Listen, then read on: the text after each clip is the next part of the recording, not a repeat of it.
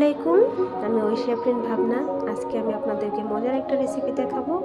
সেটা হচ্ছে ভর্তার রেসিপি। আপনারা দেখেই বুঝতে পারছেন এটা কি ভর্তা হতে পারে। এটা হচ্ছে রসুন ভর্তা। আমি আস্ত রসুন ভালো করে ভেজে খোসা ছাড়িয়ে নিয়েছি। এর সাথে দেব শুকনো মরিচ, কাঁচা পেঁয়াজ। আপনারা চাইলে পেঁয়াজটাকে বেরেস্তা করেও নিতে পারেন। আর দেব হচ্ছে ধনিয়া পাতা। এখন শীত পড়ে গেছে, তো শীতের সময় সবারই ঠান্ডা, জ্বর, সর্দি, কাশি, নানান ধরনের ঠান্ডাজনিত সমস্যা দেখা দেয়। তো এই ভর্তাটা হচ্ছে তাদের জন্য। এই ভর্তাটা খেলে আপনি অনেক উপকারিত হবেন ঠান্ডা, সর্দি, কাশি থেকে। সো ভর্তাটার ফাইনাল লুক দেখার জন্য আপনারা রেডি তো? এই হচ্ছে ভর্তার ফাইনাল লুক। দেখুন দেখতে কতটা ইয়াম্মি হয়েছে, খেতেও খুব সুস্বাদু। সাথে আছে মরিচ ভর্তা।